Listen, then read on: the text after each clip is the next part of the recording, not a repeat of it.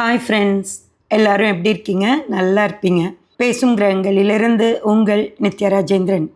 Friends, கொஞ்சம் தொண்டைக்கட்டிற்கு adjust பண்ணிக்கோங்க. எங்கடா எங்கேயோ வெளியே கிளம்பிட்டேன் அப்படின்னு பார்க்குறீங்களா? ஆமாம் ஃப்ரெண்ட்ஸ், இன்றைக்கி காலையில் 4 மணிக்கே எழுந்திரிச்சு குளித்து ரெடியாகி ஒரு கல்யாணத்துக்கு போயிட்டுருக்கேன். எங்கே போயிட்டுருக்கேன்னு பார்த்தீங்கன்னா, கோவையிலேருந்து 30 கிலோமீட்டர் தூரத்தில் இருக்கிற குமரன் குன்று மலையில் தான் அந்த கல்யாணம் நடக்குது. இது நம்ம சப்ஸ்கிரைபர் வீட்டு கல்யாணம். ஹஸ்பண்ட் ஒய்ஃப் 2 பசங்க. அதில் இவர் தான் பெரிய பையன். அவங்க 4 பேர்த்துக்குமே நம்மக்கிட்ட தான் ஜாதகம் பார்க்குறாங்க. இவர் ஏதோ ஒன்று சொல்லி திருமணம் செஞ்சுக்க சொல்லி கேட்கும்போது தட்டி கழிச்சிட்டே இருப்பாராம். பொண்ணு படிச்சிருக்கணும், பொண்ணு பார்க்குறக்கு நல்லா இருக்கணும், நம்ம வீட்டுக்கு பக்கமாக இருக்கணும், அந்த மாதிரி எதையா ஒன்று சொல்லிகிட்டே இருக்காருமா. கல்யாணத்துக்கு ஒத்துக்கவே மாட்டேங்கிறாரு. எப்போ தான் கல்யாணம் பண்ணிப்பார் அப்படின்னு சொல்லி கேட்டாங்க. அதுக்கு நான் ஒரு டைம் சொல்லி, இந்த நேரத்தில் கட்டாயம் கல்யாணம் நடந்துருமா அப்படின்னு சொன்னேன். அவங்களால நம்பவே முடியல. என்னம்மா இன்னும் 5 மாதம்தான் இருக்குது, நீங்கள் இப்போ சொல்கிறீங்களே, இவர் அதுக்குள்ளே ஒத்துப்பாரா அப்படின்னு கேட்டாங்க. கண்டிப்பாக ஒத்துப்பாருமா, நீங்கள் பாருங்கள், அந்த கல்யாண நேரம் வந்துருச்சு, இந்த நேரத்தில் நடந்துரும் அப்படின்னு நான் சொல்லியிருந்தேன். சொன்ன மாதிரியே அவங்களுக்கு அந்த டைமில் பொண்ணு அமைஞ்சு திருமணமும் ஃபிக்ஸ் ஆகிடுச்சு. அவங்களுக்கு அதில் ரொம்ப ரொம்ப சந்தோஷம். எங்கள் வீட்டுக்கே திருமண அழைப்பிதழ் கொடுத்துட்டு கண்டிப்பாக குடும்பத்தோட திருமணத்துக்கு வந்துடணும்னு சொல்லி கூப்பிட்டு போனாங்க. ரொம்ப ரொம்ப சந்தோஷமாக இருந்தது ஃப்ரெண்ட்ஸ். அதுதான் கிளம்பிட்டேன். நானும் இது வரைக்கும் குமரன் குன்று கோயிலுக்கு போனதே இல்லை. இதுதான் முதல் முறை. சரி, கோயிலையும் பார்த்துடணும், அவங்க திருமணத்துலேயும் கலந்துக்கணும் அப்படின்னு சொல்லி கிளம்பியாச்சு. அங்கே போய் அவங்கள மீட் பண்ணிவிட்டு பொண்ணு மாப்பிள்ளைய ஆசீர்வாதம் பண்ணிட்டு வந்தேன். பையன் பேர் ஹரிகிருஷ்ணா, பொண்ணு பேர் கிருஷ்ணி. எவ்வளோ பொருத்தமான பேர் பாருங்க. அதே மாதிரி அவங்க வாழ்நாள் முழுக்க சந்தோஷமாக, நிம்மதியாக, திருப்தியாக எல்லா வளங்களையும் பெற்று வாழணும் அப்படின்னு சொல்லி வாழ்த்திட்டு வந்தேன். நீங்களும் வாழ்த்திடுங்க ஃப்ரெண்ட்ஸ். திருமண ஜோடியை சந்தித்து பேசிட்டு, அவங்க குடும்பத்தார் கூடயும் பேசிட்டு, அவங்க சொந்த பந்தங்கள் எல்லாமே ரொம்ப நல்லா பேசினாங்க. எல்லாத்துக்கூடையும் பேசிட்டு அதுக்கப்புறமா தான் நான் கோயிலுக்குள்ளே போனேன். ஏன்னா அவங்க கிளம்பணும் இல்லையா, அவங்க பிரேக்ஃபாஸ்ட்காக கிளம்பிகிட்ருக்காங்க. நம்ம அவங்களுக்கு இடைஞ்சலாக இருக்கக்கூடாதுங்கிறதுக்காக முதல்ல அவங்க கூட பேசி முடிச்சுட்டு அதுக்கப்புறமா நான் கோயிலுக்குள்ளே போனேன் ஃப்ரெண்ட்ஸ்.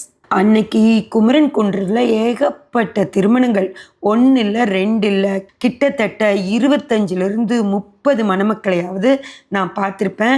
இப்போ வீடியோலையே நீங்கள் பார்த்தீங்கன்னா எல்லா இடத்துலையும் அவங்க நின்றுட்டும் நடந்துட்டும் இருப்பாங்க. அவங்கெல்லாம் யாருன்னு பார்த்தீங்கன்னா அன்றைக்கி புதுசாக கல்யாணமான ஜோடிகள். அவ்வளோ பேர் இருந்தாங்க. அதுக்கப்புறம் நான் உள்ள கோயிலுக்குள்ளே போகிறப்போ அங்கே திருமணம் நடந்துட்டு இருந்துச்சு. அங்கே அவங்களுக்கு எல்லாத்துக்கும் அச்சதை கொடுக்கும்போது என் கையிலையும் கொடுத்தாங்க. நானும் யாருன்னே தெரியாது, அவங்க கூட்டமாக நிற்கிறாங்க. பொண்ணு மாப்பிள்ளை உள்ளே உட்காந்துருக்காங்க. அவங்க பொண்ணு மாப்பிள்ளை என் கண்ணுக்கு கூட தெரியல. ஆனால் அச்சதை கொடுத்ததுனால நான் அச்சதை போட்டுட்டு, அவங்க யாராக இருந்தாலும் சரி நல்லா வாழணும் அப்படின்னு சொல்லி மனசார முருகரை வேண்டிட்டு அச்சதை போட்டுட்டு தான் வந்தேன் ஃப்ரெண்ட்ஸ். முருகர் அவ்வளோ சூப்பராக இருந்தார். மூலவர் கல்யாண சுப்பிரமணியர் சுவாமியா, வள்ளி தெய்வானையோட அழகுனா அழகு, அவ்வளோ அழகு. அன்னைக்கு திண்ணூர்லேயே அலங்காரம் பண்ணியிருந்தாங்க. விபூதி அலங்காரம் சூப்பராக இருந்தார். கண் கொள்ளா காட்சியாக இருந்தது. அப்படியே நின்று அவரையே பார்த்துட்ருக்கலாம் போல் இருந்தது. அவரை நல்லா பார்த்து தரிசனம் பண்ணிவிட்டு ஆசீர்வாதம் வாங்கிட்டு அப்புறம்தான் கோயிலை சுற்றி வந்தேன் ஃப்ரெண்ட்ஸ். இதை குமரன் குன்று மலை அப்படின்னு சொல்கிறாங்க. ஆனால் அது மலையெல்லாம் கிடையாது, ஒரு சின்ன குன்று. அழகான ஒரு மேடு ஏறி போகிற மாதிரி இருக்குது. ஆனால் நல்ல விஸ்தாரமாக நல்ல இடம், சூப்பராக இருந்துச்சு. சூப்பரான ஒரு விஷயத்தை பற்றி அங்கே சொன்னாங்க. தமிழ் வருட பிறப்பு சித்திரை மாதம் முதல் நாள் சூரிய உதயத்தப்போ காலையில் 6 மணிக்கு சூரியன் உதித்து மேலே எழும்பி வரும்போது பார்த்தோன்னா அந்த சூரிய ஒளி நேர சாமி சிலை மேலேயே விழுகுமா.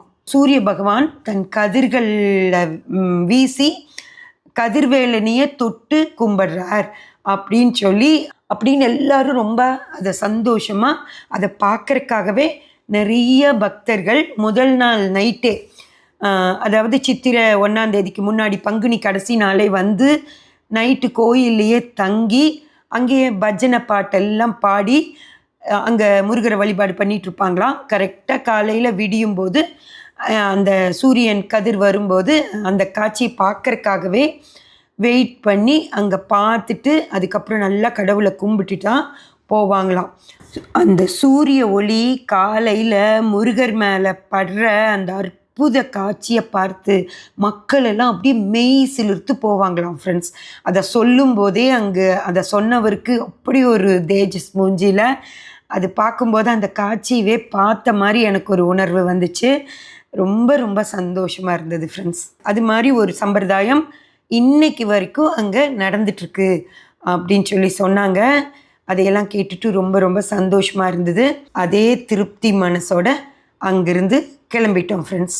இப்படிப்பட்ட ஒரு ஸ்தலத்துக்கு நம்மளும் வந்து பார்த்துட்டு உங்களுக்கும் இந்த பதிவு கொடுக்கறதுல எனக்கு ரொம்ப ரொம்ப திருப்தி.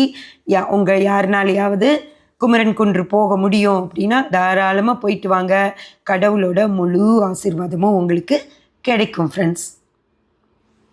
சப்ஸ்கிரைப் பண்ணி பெல் பட்டன் ப்ரெஸ் பண்ணி வச்சுக்கோங்க. அப்போ தான் நான் போடுற எல்லா பதிவுகளும் உங்களுக்கு கிடைக்கும்.